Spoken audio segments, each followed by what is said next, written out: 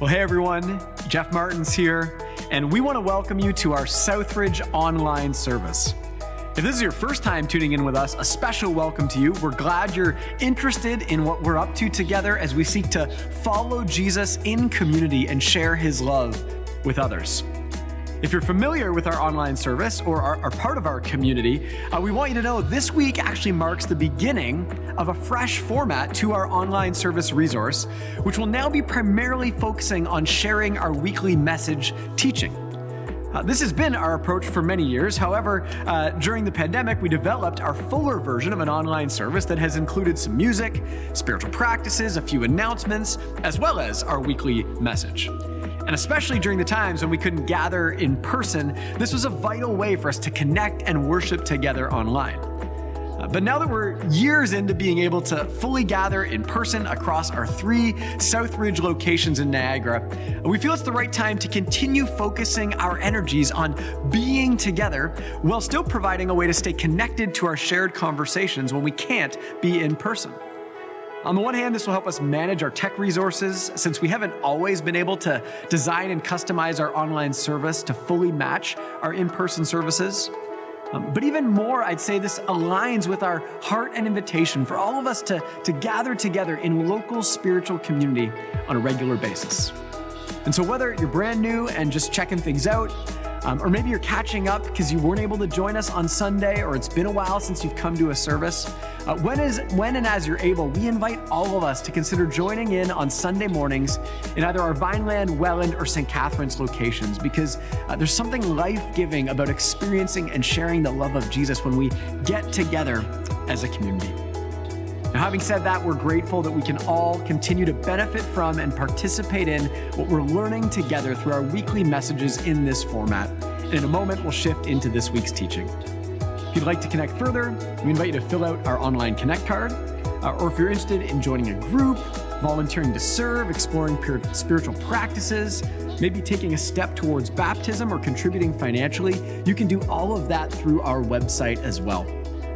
Most of all, we hope you know you are welcome, you are loved, and we pray that Jesus speaks something meaningful to your heart and life this week. So with that in mind, let's check out this week's message. My wife Marcella and I have been married since the fall of 2002, and we've owned 6 properties since then. I've done quite a bit of renovations on each of those properties, and unfortunately, Marcella has had to put up with a lot of uncompleted projects, and that's happened for way too long. We typically only finish a home just in time to sell it. And with all the unfinished projects around our house right now in Welland, there is no worry that we'll be moving anytime soon. Along the way, I have used a variety of different stores and chains that are built for someone like me who's looking to improve their home. 2 slogans from these stores have really stood out to me because of what they proclaim about each business. I find the 2 slogans are vastly different in their message. The first one came out in 2017 as Home Hardware's new tagline, "Here's How." Here's How makes it clear that they are the experts who can tell you what to do to get something done right. If you need to know something, especially something new, you can be confident that someone at Home Hardware will be there to tell you what you need so that you can get the job done. It's not a bad slogan by any means, but it does feel different from the second slogan that stood out to me. Around the same time, the Home Depot's tagline was, "You can do it, we can help." This projects confidence into the consumer's hands, someone like me, and we can do that project. And their message is one that's supportive. It empowers the do-it-yourselfer by putting the ownership of that project into the hands of the do-it-yourselfer. You can indeed do this by yourself, but you will also get the support that you need from the staff at the Home Depot. And instead of just being told, "Here's how," you have someone who's coming alongside you. As a former location pastor of our Welland location, I have been helping serve as the temporary kids pastor there since just about after the past summer. This past fall, our kids ministry department attended a conference together in Toronto, and in one of the messages, we were given some sobering statistics about the spiritual growth of families. A study put out by Lifeway in 2007 showed that 66% of students graduating from high school were leaving the church behind them between the ages of 18 and 22 years old. That means only a third of the youth raised in the church would carry forward their life of faith. I found some more recent statistics as well, and they remain very similar. A few studies, including one by the Barna Group, showed, again, 2/3 of our youth continue to be leaving the church. Approximately a third of them will carry on with a life of faith, but the more recent data also showed a new trend. The students that are leaving at much younger ages. The studies showed that kids who are leaving don't just leave the church, but they are leaving behind faith, and they're now leaving by the age of 14 or maybe 15. This news rocked our family ministry team because the task to help children and youth live out a life with Jesus feels as important as ever. Another stat hit us pretty hard as well, and I'm guessing it's related to that first one. We were told that when it came to those of us who are influential in a child's life, kids pastors and youth pastors actually ranked pretty low, number 11 on the list of people who make a significant difference in the kid's life with Jesus. That one stung a little bit because we're pretty passionate about the work we get to do at church. In the top spots for the people who have the greatest impact and influence on a younger person's life of faith are moms and dads. Grandparents come next in the list, followed by friends, siblings, and the top spots are rounded out with aunts and uncles. This was clarifying for us as the kids ministry team because it helped us to solidify the focus of our work and our ministry. Our key takeaway was this: parents and families are the key developers of faith. So our role should be that of one who comes alongside families to support them in that, similar to the way that Home Depot says, you can do it and we can help. Maybe as a parent, you've adopted the home hardware way of thinking, where you relate to the church as some sort of expert who's going to tell you how to raise your kids to know Jesus. But the stats are clear that parents actually are those primary influencers on their children's lives. And so we as the church want to come alongside in developing that life of faith that helps stick in your children's lives. Now, I promise there is something in this message for everyone, but first let me talk about parenting. Mums and dads, the world will teach your child many things, but only you can develop them in the way of Jesus. When my kids were younger, there was a time when I thought that home hardware way was the best. And I did leave much of our kids' spiritual development to the church or to the Christian schools that they were attending. I assumed my children would build a life of faith through osmosis, that these environments that they were in outside of our home were where the experts were, and they were learning about the Bible there. So we didn't really have to do all that much for them at home. Early on, I know I was not very intentional about passing along my faith or inviting our children into learning too much about God or about Jesus, because I didn't do anything overly intentional for that to happen. But I remember a grade 1 teacher at the Christian school where I was the principal at the time asked me one day, "Are your children saved?" Well, I froze. I didn't know what to say. First, because I grew up in a church tradition that didn't really use that sort of language. But secondly, and far more important, I just simply didn't know the answer to the question. What kind of faith life did my kids have? That was a very eye-opening moment for me. Even though Marcella and I followed Jesus, it did not automatically mean that our kids would just inherit our beliefs. I knew we needed to become more intentional with our kids about their faith development. We had to become those do-it-yourselfers, not of home improvement, but of spiritual development. We had to ask ourselves, how are we going to make this part of our daily living? We were finding ourselves so tired at parenting. Life was just so busy and hectic, as it is for many families. The idea of making significant time to do something like regular devotions with our kids, well, it felt daunting, and we were already finding ourselves just wiped out. I can tell you the truth as well. At many times, Marcella and I are both not the greatest at implementing new routines. There were weeks where we would read the Jesus Storybook Bible. Quick side note, if you don't have that, you need to get it. But we would have weeks where it would just fall by the wayside. There were weeks where we really turned into that Southridge app they used to give us and the activities they had in there for how to talk about God at the table or in the car, but that fell to the wayside too. There were times where we were really involved in helping our kids get involved with Harvest Kitchen events, and other times not so much. Even though we were inconsistent, we were slowly inviting God to be part of our family and part of our routines. I want to take you for a moment to the book of Deuteronomy.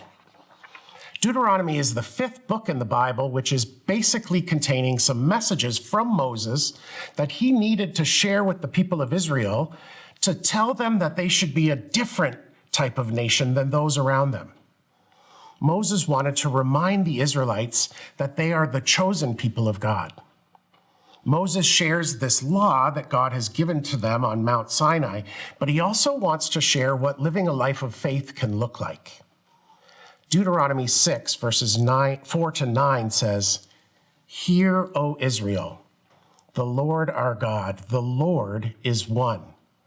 Love the Lord your God with all your heart and with all your soul and with all your strength. These commandments I give you today are to be on your hearts. Impress them on your children. Talk about them when you sit at home and when you walk along the road, when you lie down and when you get up. Tie them as symbols on your hands and bind them on your foreheads. Write them on the door frames of your houses and on your gates." Now, this text starts with the word hear. So Moses is looking for the people of Israel to really listen up. But it was also understood that when a text started with the word hear, what followed next was meant to be obeyed. Hebrew scholars refer to this section of Deuteronomy as the Shema. It's thought to be a pivotal text for the Jewish religion. This passage is not just a command. They saw the Shema as this perfect guide for how to live as God followers and as parents who understood that they were responsible for their children's spiritual development. The Shema continues with "the Lord our God." Where the word Lord is capitalized in a text, that's meant to make it very clear to the reader that this is God who is Yahweh, the one and true God. The name means I am, and this was in a day and age when it could be very easy to be swayed by other false gods. So the Israelites were to have their focus on the one and only true God. Moses continues to share that the Israelites are to love God with everything they have, fully and completely, with their hearts and their minds, with all of their strength. Moses does not just want the people to confess who God is, but to live their lives following God completely. Verse 6 continues with God's commandment to have these laws on the hearts of the people. Scholars today believe that Moses wanted to be clear that God did not just want the Israelites to follow a bunch of rules, but rather God wanted the people to take their faith seriously. And verse 7 is more of the focus for this message. It says, "Impress them on your children. Talk about them when you sit at home and when you walk along the road, when you lie down and when you get up." Moses is encouraging a routine of sharing God's goodness and telling of stories of God's kindness in their families. God wants to be part of the daily lives of the Israelites. He wants to be a part of everything that they do. It's referenced that Jesus himself spoke the Shema a number of times during his ministry, and he modeled this way of life to his followers as well. Verses 8 and 9 wrap the Shema up with, "Tie these symbols on your hands and bind them on your foreheads. Write them on the door frames of your houses and on your gates." Jewish men would literally wear the law on their arms and on their head. The law was wrapped tightly in these small little boxes called phylacteries, and then they were tied either to the upper arm so that it was closest to the heart, or tied around the head so it was closest to the mind. It was a reminder for them to follow the law closely. They were tied on their doorposts and around their cities as a constant physical reminder to follow the Shema. Later Bible verses talk about loving God with our hearts, souls, mind, and our strength. These mirror the commands that modern scholars believe today are meant to be a metaphor for believers, as a way for us to have God himself on our minds and in use of our hands in acts of service. I want you to listen to how the Message translation interprets Deuteronomy 6, 4-9. It says, "Attention, Israel, God, our God, God the one and only. Love God, your God, with your whole heart. Love him with all that's in you. Love him with all you've got. Write these commandments that I've given you today on your hearts. Get them inside of you, and then get them inside your children. Talk about them wherever you are, sitting at home or walking in the street. Talk about them from the time you get up in the morning to when you fall into bed at night. Tie them on your hands and foreheads as a reminder. Inscribe them on the doorposts of your homes and on your city gates." So what does this all mean for us today? Well, Jewish traditions were heavily influential for the early church. So the Shema is as important to us today as it was to Moses and the Israelites back in their day. The heart of these passages is that we need to have a loving, real, impactful relationship with God today, a faith that is imprinted on our hearts and our minds, a faith that we intentionally pass along to the next generation. Perhaps the best thing that you can do to help your children grow their faith is to have a real and meaningful relationship with God yourself. As parents and families, you are the first witnesses of God's love in your children's lives. The Christian faith that we pass along isn't just about an hour on Sunday mornings or an occasional prayer here and there. It's meant to be woven into the rhythms of our daily life, just like the Shema was for the Israelites. From the way that we speak about forgiveness to the way we serve others and treat others, how we handle challenges with prayer and trust in God. It's about creating a home where Christ is a member of that household. When we make faith a lived experience, not just a lesson, we give our children the most powerful foundation that they could ever have, a relationship with Jesus Christ that can guide them through life. These are the lessons that our children will carry with them long after they leave home. So let me take you back to a few statistics. It's not all bad news. Some years after that 2007 study, the National Study of Youth and Religion found that 82% of children of Christian parents who walked the walk and talked the talk, who considered their beliefs to be something that was important, who participated in church life and ministry, well, they found that their kids remained active in their faith lives as young adults. 82% could maintain a life of faith after high school because of their mums and dads living out their own faith. There's more hope in a statistic like that than hearing 2/3 of our kids might leave the church and possibly their faith.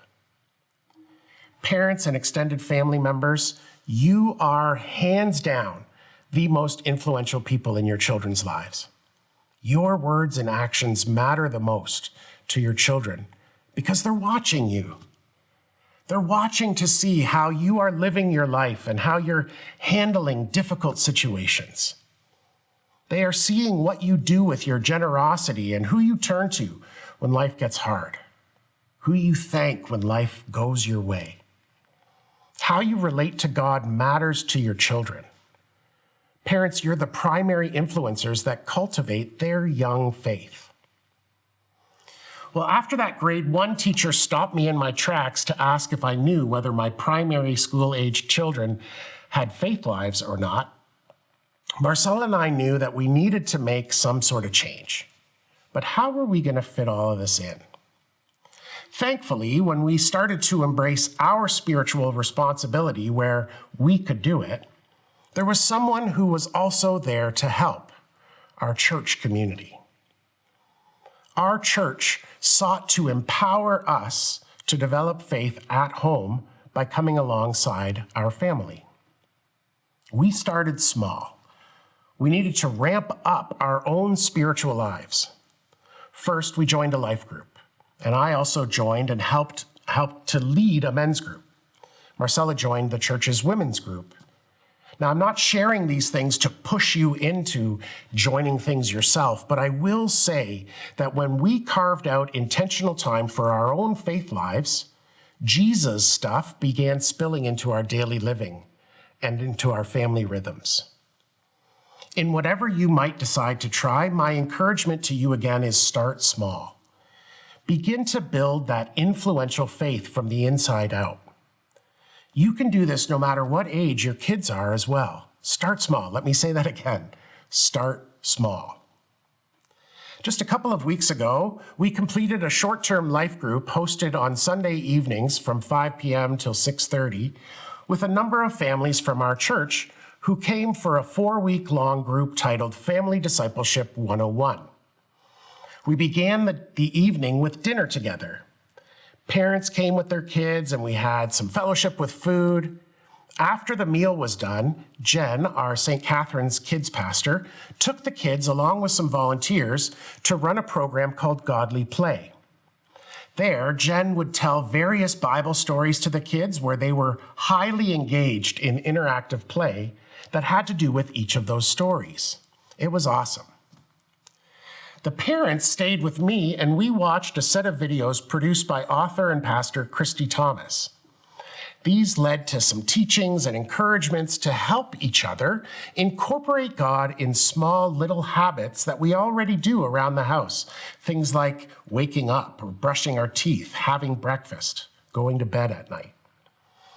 The parents not only had chances to discuss what we learned, but they were encouraged to make little tries each week of small ways that God could be brought into their daily living, little by little. I have to tell you, I loved this group.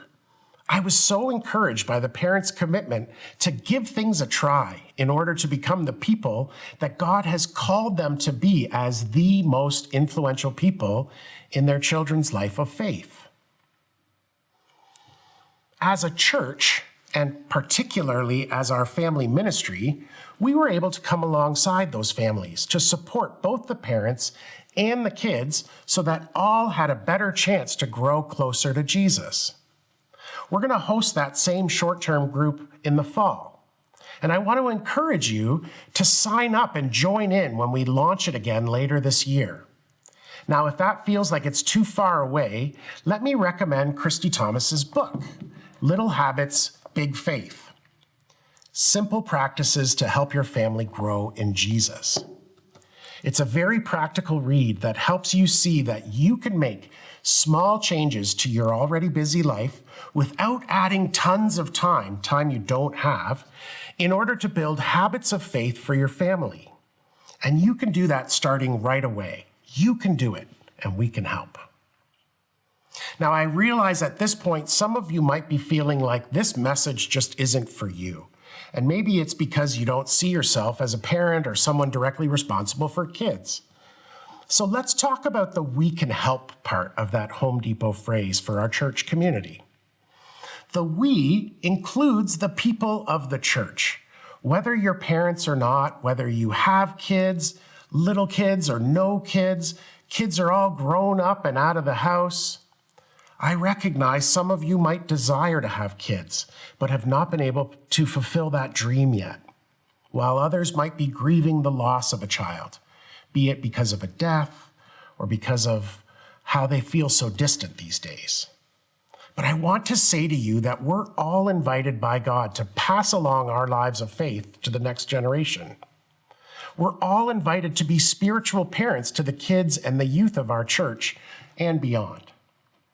The Shema is something that we can also take part in by working to strengthen our own relationship with God so that we can seize the opportunity to share our faith with people who are younger than us.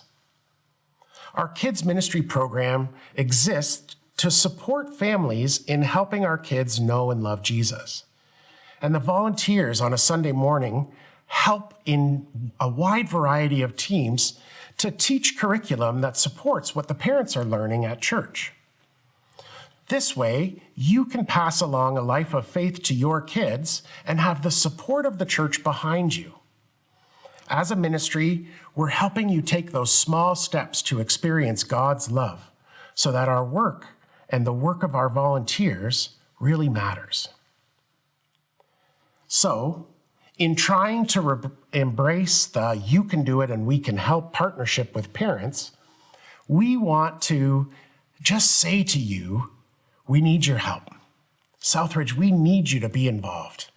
As a family ministry, we rely on dozens of volunteers to do what only they can do to help parents grow in Jesus and to have the support that they need for helping their kids grow to love Him too. Your wisdom, your passion, your patience, your joy, your laughter, it all matters to the kids of our church. And so it matters to their parents too. Our volunteer teams do unbelievable work to make sure that week in and week out, we're offering the best program we can so that the kids of our church get to encounter Jesus. And it's a real joy to be able to partner with the kids and to support the parents of our church as they lead the charge to help their kids take hold of a life of faith. But we need more of you involved. So today, after the service, the kids pastors in your location have asked for some of our volunteer team members to stick around after the service so that they can share with you what it's like to serve in our ministry. We want you to come and talk to them about what it could be like to be in the nursery or junior kids, senior kids, junior youth, or senior youth. So when the service is over, make your way to chat with one of our volunteers and let them tell you about the impact that they have been able to make as they too support parents by helping kids know Jesus a little bit more every time they serve. Moms and dads, we'd love you to help out as well if you can fit it in. Your gifts matter to our church, and we have all kinds of needs to fill. Everyone. Whether this is checking in kids before a service or teaching a lesson, holding a baby, there is room for us all to find a role to help our kids grow in Christ. Next week, we're also hosting some special events to support you getting involved. We're going to have shadow shifts set up in our kids' ministry spaces where you can join in with our volunteers just to observe what's happening in those rooms and what it looks like and what it might look like for you to be a volunteer as well. Then after the service on May 4th, you can join your location's kids pastors to walk through everything it takes to get signed up to volunteer at Southridge. Over a pizza lunch that we're going to provide, we'll take care of your kids' ministry applications. We can get your online police checks filed. We can walk you through completing our kids' protection program that we call Southridge Cares, so that by the end of that time together after church, you might be able to have everything in the works to help you get set so that you too can volunteer and support the families of our church. It would be an honor to have you join our volunteer teams here at Southridge. So We hope you'll stick around today after the service to meet some of those volunteers, and we hope you'll join us for a shadow shift next week and then grab some lunch with us. We'll get rid of some paperwork, we'll take care of that, and get you all set up next week, Sunday. I want to wrap things up with a story about some dads from our Welland location who made a very intentional decision to pass along a life of faith to their young sons. When their boys were in middle school, these dads felt called to invest a little bit more into the spiritual lives of their sons to help them become men of God. So here's Corbin Stoddy on the screen to share a few minutes of what this journey has been looking like for him and for Cohen Hand, Liam Minema, and Sam Venema. Have a look. Primal Path is this group that we've been doing for about 5 years. We started it with our dads, and they decided we want to have a way of raising our sons to being men. In our society, we don't have a lot of that. There isn't a way of bringing your boys to become men. It's more of a boom, you're 18, you're a man now. So not only was it just my dad, it was also my friends' dads, which was super cool. But then also at home, not just on our Tuesday nights. We are talking about things like this. We're intentionally trying to focus on these values. Primal Path taught me a lot more things about being intentional. In the way that I want to show God to the people around me. For example, the love of Jesus is comforting. I want to be somebody who comforts people. I want people to be safe around me. Not necessarily only came from Primal Path, but were heavily, heavily supported by something like the Primal Path. It sparked intentionality. I feel it gave context of ways in my life I could practice the love of Jesus. It wasn't just something we talked about, it was something we wanted to put in action. So with the Primal Path, when we can, we'll find ways of serving. So we used to do stuff with when we could, we would do things with Open Arms Mission, or we would serve with Beyond the Streets Welland. We've also done some stuff with Niagara Dream Center, just opportunities like that to go out and serve and take care of people and just really, really practically show people the love of Jesus. We're having an effect, and we have people saying that something about these boys is different. Super awesome story of we've been trying to get our one friend's family to come to church on Sunday mornings, and our friend's grandma was when she walked into the building for the first time, she said it was there was something different about these boys, and when I walked into this room I realized it was because of this place. People have noticed that something's different. At school, people have noticed that something's different. I've had friends come up to us and say that they feel safer around me and my friends than they do around any other group of people. Because of our fathers intentionally raising us to be men, intentionally raising us to be followers of Jesus, it has affected the way that we're able to interact with other people. I would say to parents that digging in beyond Sunday morning really, really shapes who your kid becomes. It really shapes the way your kid will be able to interact with people their age for the rest of their life, because you're raising them in a life filled with Jesus, and more than a Sunday morning reality. You guys, it's as much as we're saying that the parents are the ones who really shape a kid, it's the volunteers are still really, really important. I would say my youth leader, Matt Williams was my youth leader when I first came to Southridge, and he's still one of the most influential people in my faith story. After I moved, Matt Williams was one of the first grown-ups. I felt this person's cool, I can talk to this person. As much as parents are definitely the most pivotal person in that, in becoming a Jesus follower and the most influential, there are still things that you need a youth leader for or a Sunday school teacher for, because there's some things that especially as a kid gets older, maybe there's somebody else they need to talk to before they talk to mom and dad, and it's a win if that person's a youth leader. I want you to hear that our church is here to support you.